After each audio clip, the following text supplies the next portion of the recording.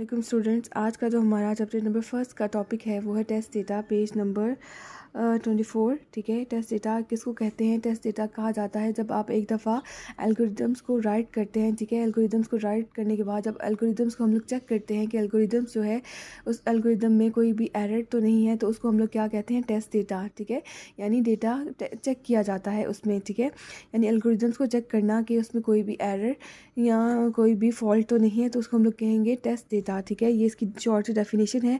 After solving a problem we need to test whether the solution is correct और not, and for testing we need test data. ठीक है, यहाँ तक। उसके आगे ये आपका शॉर्ट क्वेश्चन है। ठीक है, ये आपको लॉन्ग क्वेश्चन भी आ सकता है, टेस्ट डेटा। ठीक है, फिर उसके बाद है इंपॉर्टेंट, इसके अंदर ही लॉन्ग में आ जाएगा इंपॉर्टेंस ऑफ टेस्टिंग और टाइप्स ऑफ टेस्ट डेटा, फिर इसके आगे से टाइप्स आ जाएंगे। ठीक है, अगर शॉर्ट में करना है तो शॉर्ट में आप यहाँ से लेके यहाँ तक इसको मार्क करेंगे। ठीक है, टेस्ट डेटा क्या है? सिंपल आप कह सकते हैं कि एल्गोरिदम्स को ड्रा करने के बाद एल्गोरिदम्स को राइट करने के बाद उसको चेक करना कि एल्गोरिदम्स में कोई एरर या फॉल्ट तो नहीं है, उसको हम लोग कहेंगे टेस्ट डेटा। ठीक है, उसके बाद है importance of testing. Importance of testing क्या है? यानी आपने बताना है कि टेस्ट डेटा क्यों इंपॉर्टेंट है। तो ये इसलिए इंपॉर्टेंट है कि जब भी आप एक दफ़ा एल्गोरिदम्स को राइट करते हैं तो उसमें उसको चेक किया जाए कि ये आपने जो जितना भी एल्गोरिदम आपने बनाया है, ठीक है, ये प्रॉपर है कि नहीं है। ठीक है, यानी इसमें कोई डिफेक्ट या एरर तो नहीं है। अगर उसमें एरर या डिफेक्ट निकलता है तो उसको हम लोग बाद में रिमूव कर सकें, इसको हम लोग इसलिए यूज़ करते हैं टेस्ट डेटा को। ठीक है, इसकी एक एग्जांपल भी है यहाँ पे।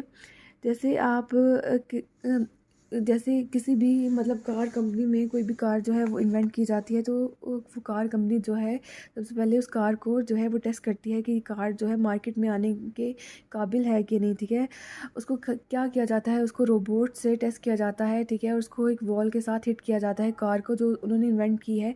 उसके बाद चेक किया जाता है कि कैसे ये कार जो है मतलब इसमें क्या क्या एरर्स हैं, क्या क्या फॉल्ट्स हैं जिसको रिमूव किया जा सके। जब वो कार जो है वॉल के साथ हिट होती है तो उससे पता चलता है कि कितनी इसमें कैपेबिलिटी है कि ये किसी भी एक्सीडेंट को जो है वो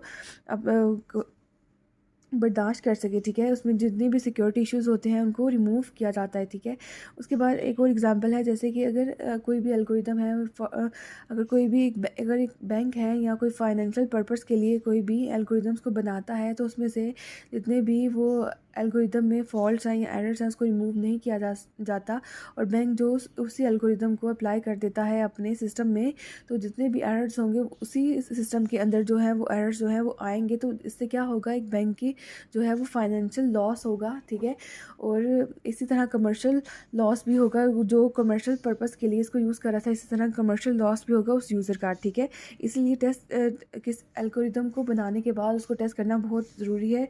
इसी तरह से आगे से टाइप्स ऑफ टेस्ट डेटा है, valid test data and invalid test data. ये आपको एज अ शॉर्ट क्वेश्चन भी आ सकते हैं। ठीक है, अभी हम लोग इसको एज अ लॉन्ग क्वेश्चन भी करेंगे। ठीक है, क्या है इसका वैलिड टेस्ट डेटा और invalid test data? Valid test data क्या है? यानी जो आपने इनपुट करवाया है कंप्यूटर को, उसी के अकॉर्डिंग ही आपको जो आंसर है वो मिले। ठीक है, उसी की नीड्स के अकॉर्डिंग ही आपको जो है वो जो है कंप्यूटर जो है जो टेस्ट है करे। ठीक है, यानी अगर आप चाहते हैं कि कोई भी इनपुट करवाना, यानी न्यूमेरिकल नंबर्स को इनपुट करवाना 1 to 100, ठीक है, आपको जो उसका इनपुट मिले यानी आउटपुट मिले, वो भी आपको क्या मिले? इन्हीं नंबर्स के, न्यूमेरिकल नंबर्स के बीच में मिले, तो इसको हम लोग कहते हैं वैलिड टेस्ट डेटा। ठीक है, उसके बाद है invalid test data. Invalid test data क्या है? यानी आपकी रिक्वायरमेंट्स यानी आपके इनपुट के अकॉर्डिंग आपको जो है वो सोल्यूशन या ना मिले या आउटपुट जो है वो ना मिले, तो इसको हम लोग कहते हैं invalid test data.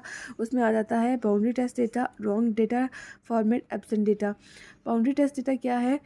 A solution is tested on extreme values. For example, to calculate interest, we can consider principal amount as 0 or a very huge amount. ठीक है, इसमें क्या है? अगर आपने इंटरेस्ट को कैलकुलेट करना है तो उसके लिए आपको क्या करना होगा? उसके लिए प्रिंसिपल अमाउंट जो है आपको 0 या इससे ह्यूज अमाउंट को रखना पड़ेगा। ठीक है, उसके बाद रॉन्ग डेटा फॉर्मेट है। रॉन्ग डेटा फॉर्मेट क्या है? यानी आप जो है डेटा ही जो है इनपुट जो करवाओ वो रॉन्ग करवाओ। जैसे कि यहाँ पे example, it is wise to check how the system reacts entering data in an appropriate format. यानी जो आपने जिस फॉर्मेट के अकॉर्डिंग आपने इनपुट करवाना था, उस फॉर्मेट के अकॉर्डिंग आप इनपुट ना करवाओ और आपको जो आंसर आए यानी आपका जो आउटपुट आए वो रॉन्ग हो। एब्सेंट टेस्ट डेटा क्या है? यानी जिसमें it is also important to investigate that the solution still works if less number of inputs are given than expected, ठीक है। इसमें क्या है कि जितनी आप एक्सपेक्टेशन कर रहे हो इनपुट की, उतनी आप इनपुट ना करवाओ और आप जो रिज़ल्ट है उससे उतना ही मांगो, ठीक है। उससे ज़्यादा मांगो, जितना आप इनपुट करवा रहे हो, ठीक है, उससे ज़्यादा एक्सपेक्ट करो आउटपुट की, तो ये क्या होगा, एब्सेंट टेस्ट डेटा, ठीक है।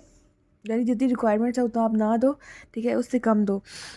उसके बाद है वेरिफिकेशन एंड वैलिडेशन, ठीक है। ये भी आपको ये शॉर्ट और लॉन्ग में भी आ सकते हैं, ठीक है। वेरिफिकेशन एंड वैलिडेशन अगर आपको लॉन्ग में आता है तो साथ में आपने इसकी एग्जांपल्स भी करनी है। एग्जांपल नंबर 1 है और एग्जांपल नंबर 2 है, ठीक है। वेरिफिकेशन किसको कहा जाता है? अच्छा, वेरिफिकेशन क्या है? वेरिफिकेशन सिंपल कहा जाता है कि जो आपने सोल्यूशन बनाया है किसी भी प्रॉब्लम का, ठीक है, वो उसी प्रॉब्लम को सोल्यूशन जो है उसी प्रॉब्लम को सॉल्व करने के काबिल है कि नहीं है, ठीक है। यानी अगर आपका जो सोल्यूशन है वो आपकी जिस प्रॉब्लम को सॉल्व करना है, जिसके लिए आपने बनाया है, वो उसके लिए ठीक है कि नहीं है, इसको हम लोग कहेंगे वेरिफिकेशन, ठीक है।